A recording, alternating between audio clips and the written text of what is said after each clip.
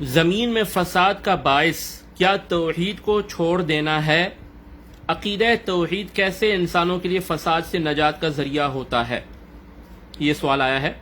زمین میں فساد کا باعث کیا توحید کو چھوڑ دینا ہے؟ یعنی زمین میں جو فساد اور فتنے اور قتل و غارت اور ماحولیاتی آلودگی اور تباہی اور جو بھی فصلوں کی تباہی، نسلوں کی تباہی، جو بھی زمین میں فساد برپا ہے، کیا اس کا سبب توحید کو چھوڑ دینا ہے؟ اور تو عقیدہ توحید کیسے انسانوں کے لیے فساد سے نجات کا ذریعہ ہوتا ہے؟ دیکھیں، اس سوال کو ہم پہلے ہم دو دائروں میں ہم اس سوال کے جواب کو تقسیم کر سکتے ہیں۔ پہلا دائرہ ہے جو بالکل بیسک توحید کا ہے، یعنی جس توحید سے انسان مسلم کہلاتا ہے اور نہ ہونے سے وہ مشرک کہلاتا ہے، یعنی جو بالکل بیسک توحید ہے کہ ایک اللہ کی عبادت کرتا ہو، ایک اللہ کو مدد کے لیے پکارتا ہو، اس پر بھروسہ کرتا ہو، اس کے سامنے جھکتا ہو اور اس کو اپنا معبود تصور کرتا ہو، اس کے لیے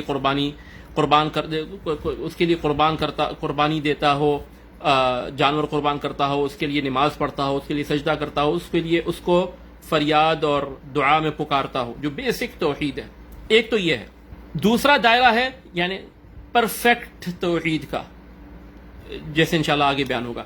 تو اگر ہم بیسک توحید کو لیں تو بیسک توحید کو چھوڑ دینا زمین میں اکثر و بیشتر فساد کا باعث ضرور ہے۔ اگر سارا فساد توحید کو چھوڑ دینے کی وجہ سے نہیں بھی ہے تو اکثر و بیشتر فساد زمین میں توحید کو چھوڑ دینے کی وجہ سے ہے، اکثر و بیشتر فساد۔ اور یہ قرآن میں اللہ تعالیٰ نے سورۃ الروم میں بیان فرمایا، یعنی اللہ تعالیٰ نے فرمایا ظہر الفساد فی البر والبحر بما کسبت ایدی الناس لیذیقہم بعض الذی عملوا لعلہم یرجعون، کہ زمین میں، خشکی میں اور تری میں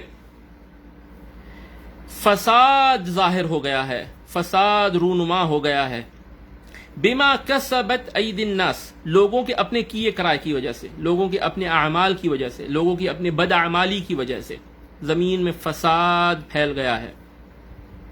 لیذیقہم بعض الذی عملوا، تاکہ ان کے صرف بعض بد اعمالیوں کا اللہ تعالیٰ ان کو اس کا مزہ چکھائے، بعض ان کے برے اعمال کا اللہ ان کو دنیا میں ہی صلہ دے دے۔ اگر سب پر اللہ پکڑ کرنے آئے تو دنیا میں کوئی بھی زندہ نہ بچے، لیکن بعض اعمال کا اللہ تعالیٰ ان کو دنیا میں اس کی سزا دیتا ہے۔ اللہ تعالیٰ نے فرمایا لعلہم یرجعون، تاکہ شاید کہ وہ پلٹ جائیں اور اللہ کی طرف رجوع کر لیں۔ ٹھیک ہے، تو اللہ تعالیٰ نے واضح کر دیا کہ لوگوں کے کیے کرائے، لوگوں کی بد اعمالیوں کی وجہ سے دنیا میں فساد ظاہر ہو گیا ہے۔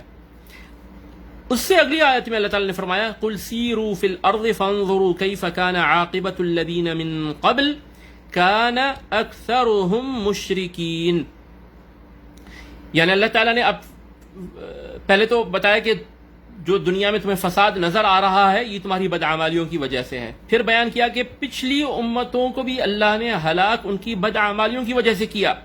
قل سیروا فی الارض، زمین میں سیر کرو، دیکھو، کیف کان عاقبۃ الذین من قبل، کہ کیا انجام ہوا پچھلی امتوں کا، یہ عاد، یہ ثمود، یہ فرعون، ان کے کھنڈرات، ان کے آثار جو باقی ہیں، دیکھو ان کا کیا انجام ہوا، کیسے اللہ نے ان کو ہلاک کیا۔ اللہ تعالیٰ نے فرمایا کان اکثرہم مشرکین، اکثر ان میں جو تھے وہ مشرک تھے، ان میں اکثر کیا تھے؟ مشرک تھے۔ تو معلوم ہوا کہ اکثر جو جن قوموں کو اللہ نے ہلاک کیا وہ شرک کی وجہ سے ہلاک کیا، یعنی اگر سب نہیں تو اکثر کی ہلاکت اور تباہی اور بربادی کا وجہ شرک بنا۔ تو اکثر جو زمین میں فساد ہو رہا ہے، جو تباہی ہو رہی ہے، جو قتل و غارت ہو رہی ہے، جو فتنے ہو رہے ہیں، جو ماحولیاتی آلودگی ہو رہی ہے، جو فصلیں تباہ ہو رہی ہیں، جو بھی کچھ ہو رہا ہے، اس کا اکثر سبب جو ہے وہ توحید کو چھوڑ دینا ہے اور شرک ہے۔ کان اکثرہم مشرکین کو دو طرح سے سمجھا جا سکتا ہے۔ ایک تو یہ کہ ساری جو قومیں پچھلی تباہ ہوئیں وہ شرک کی وجہ سے تباہ ہوئیں، ساری قومیں. تو اکثر ہم مشرکین کے کیا معنی ہوئے؟ یعنی ان قوموں میں اکثر مشرک تھے، اس لیے ہر قوم تباہ شرک کی وجہ سے ہوئی، کیونکہ اس ہر قوم میں اکثر لوگ مشرک تھے. جو تھوڑے سے موحد تھے اللہ نے ان کو بچا لیا، جو تھوڑے سے مؤمن تھے اللہ نے ان کو بچا لیا، اور اکثر جو مشرک تھے ان کو تباہ کر دیا، ان کو ہلاک کر دیا. تو ممکن ہے ساری قومیں شرک کی وجہ سے تباہ ہوئی ہوں، کیونکہ ہر قوم میں اکثر لوگ مشرک تھے، ہر قوم میں اکثر لوگ مشرک تھے. یہ ایک معنی ہے. دوسرا معنی یہ ہو سکتا ہے کان اکثرہم مشرکین، کہ اکثر قومیں جو قومیں ہلاک ہوئیں وہ اکثر مشرک تھیں، اس وجہ سے ہلاک ہوئیں. یعنی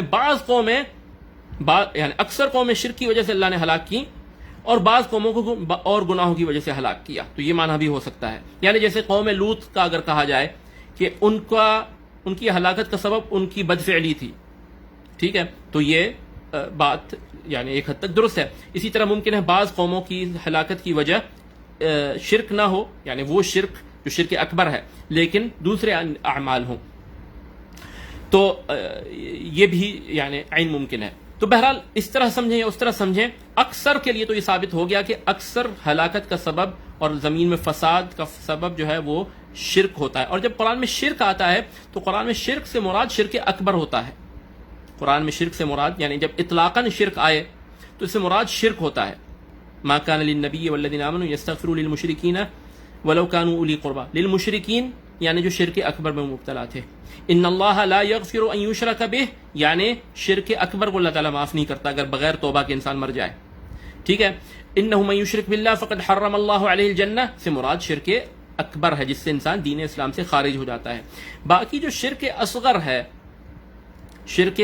ہے وہ یعنی قرآن میں جب شرک کا اطلاق ہوتا ہے تو وہ اس میں شرک اصغر داخل نہیں ہوتا، کیونکہ شرک اصغر سے انسان اس پر جنت حرام نہیں ہوتی، اور وہ جو ہے اس کے لیے دعائے مغفرت کرنا منع نہیں ہوتی، بلکہ وہ دائرہ اسلام کے اندر ہی رہتا ہے. تو بعض چیزوں کے لیے تو نبی صلی اللہ علیہ وسلم نے خود فرما دیا کہ یہ شرک ہے، یعنی شرک اصغر ہے. اور عموماً اگر دیکھا جائے تو جیسے ہر نیکی ایمان کی شاخ ہے، الایمان بضع و ستون او قال بضع و سبعون شعبہ اعلاها لا الہ الا اللہ وادناها اماطۃ الاذى عن الطریق والحیاء شعبۃ من الایمان. تو ہر نیک عمل ایمان کی شاخ ہے، حتیٰ کہ راستے سے کوئی تکلیف دہ چیز ہٹا دینا یہ بھی ایمان کا حصہ ہے. تو ہر برا عمل یہ دراصل کفر اور شرک کی شاخ ہے، اگرچہ وہ انسان کو مشرک نہ بھی بنا دے اور شرک اکبر نہ بھی ہو، لیکن وہ کفر و شرک کی شاخ ہے. تو ہر نیک عمل توحید و ایمان کی شاخ ہے، ہر برا عمل کفر و شرک کی شاخ ہے. تو ہر برا عمل جو ہے انسان کو دین اسلام سے خارج نہیں کر دیتا، لیکن اگر ہم اس کو وسیع معنی میں لیں تو حتیٰ وہ قومیں جو شرک اکبر کی وجہ سے ہلاک نہیں ہوئیں، دوسرے گناہوں کی وجہ سے ہلاک ہوئیں، تو وہ گناہ بھی کسی نہ کسی طرح سے وہ شرک کی شاخوں میں سے ہی ہیں یا کفر کی شاخیں ہی ہیں. جیسے ہر نیکی ایمان کی شاخ ہے اور ایمان کا ثمرہ ہے اور ایمان کا تقاضا ہے، تو ہر برائی جو ہے وہ کفر اور شرک کی شاخ ہے، کیونکہ اس کا حکم دینے والا شیطان ہوتا ہے اور انسان کی شہوت ہوتی ہے. تو انسان جب اللہ کی بات کو چھوڑ کے، یعنی بندہ اللہ کا ہے، اس کو اللہ کی بات ماننی چاہیے، جب وہ اللہ کی بات کے مقابلے میں اپنی نفس کی بات کو مانتا ہے یا شیطان کی بات کو مانتا ہے، تو گویا وہ اپنے نفس کو یا شیطان کو اللہ کے ساتھ شریک کر رہا ہے. تو اس معنی میں ہر گناہ کو ہم شرک سمجھ سکتے ہیں، یعنی شرک کی ایک شاخ ہے یا شرک اصغر کی ایک شاخ ہے. تو اگر اس وسیع دائرے میں اگر ہم لیں تو یعنی ہم عموماً اور علی الاطلاق کہہ سکتے ہیں کہ تمام خیر و برکت جو زمین پر ہے اس کا سبب توحید ہے، اور تمام شر اور فتنہ اور فساد جو زمین پر ہے اس کا سبب کفر ہے اور شرک ہے، چاہے وہ شرک اکبر ہو یا شرک اصغر اور اس کی شاخیں ہوں. یعنی توحید کا جو بیسک درجہ ہے، اس کا اعلیٰ درجہ یہ ہے کہ انسان کی اپنی خواہشات کو بھی اللہ کے ساتھ شریک نہ کرے، یعنی اللہ کے احکام کے ساتھ شریک نہ کرے، بلکہ انسان وہی چاہے جو اللہ تعالیٰ چاہتا ہو، اور انسان کی اپنی چاہت بھی اللہ کے حکم کے مقابلے میں اس کو کھڑا نہ کرے.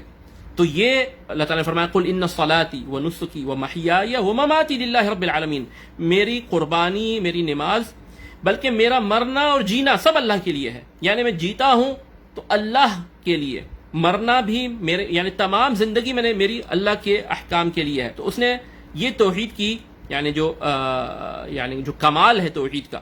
اسی لیے نبی صلی اللہ علیہ وسلم سے مروی ہے سنن نبی داؤد وغیرہ میں، غالباً ابو امامہ رضی اللہ عنہ کی حدیث ہے، فرمایا کہ من اعطى للہ، من احب للہ وابغض للہ واعطى للہ ومنع للہ فقد استکمل الایمان. جس نے اللہ کے لیے دیا تو اللہ کے لیے دیا، روک کے رکھا تو اللہ کے لیے روک کے رکھا، کسی سے محبت کی تو اللہ کے لیے محبت کی، کسی سے بغض رکھا تو اللہ کی خاطر رکھا، فقد استکمل الایمان، اس کا ایمان مکمل ہو گیا. کیونکہ اب اس کی اپنی خواہش کوئی باقی نہیں رہی، اس کی تمام خواہشات اللہ کے حکم اور شریعت اور اللہ کی چاہت کے تابع ہو گئی. تو یہ جو توحید کا اعلیٰ درجہ ہے، اس درجے پر جب انسان پہنچتا ہے تو پھر وہ کبیرہ گناہوں سے بھی بچ جاتا ہے. کیونکہ کبیرہ گناہ یا تو شیطان کی طاعت ہے یا اپنے نفس کی طاعت ہے.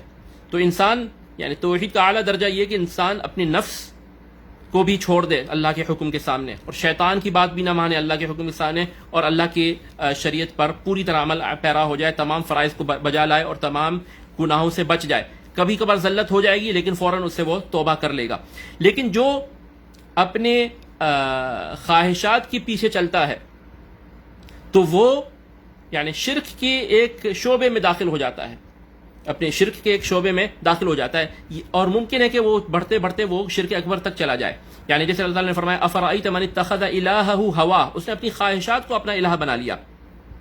اور دوسری جگہ اللہ نے فرمایا فخلف من بعدہم خلف اضاعوا الصلاۃ واتبعوا الشہوات فسوف یلقون غیا الا من تاب وآمن. یعنی وہ نماز چھوڑ دی، یعنی شہوت پرستی میں اتنا آگے چلے گئے کہ نمازیں بھی چھوڑ دیں اور شہوت پرستی میں لگ گئے. ٹھیک ہے، تو وہ جہنم میں جائیں گے سوائے جو توبہ کرے اور ایمان لیا. یعنی شہوت پرستی میں چلے گئے، نماز بھی چھوڑ دی تو ایمان سے ہی نکل گئے. تو ایک تو بیسک توحید ہوتی ہے اور ایک اعلیٰ درجہ ہوتا ہے. اگر بیسک توحید کے پوائنٹ آف ویو سے ہم بات کریں تو ہم کہہ سکتے ہیں کہ اکثر جو زمین میں فتنہ و فساد ہے، اکثر جو شر ہے زمین میں، اس کا سبب توحید کو چھوڑ دینا ہے، یعنی شرک اکبر میں مبتلا ہونا ہے.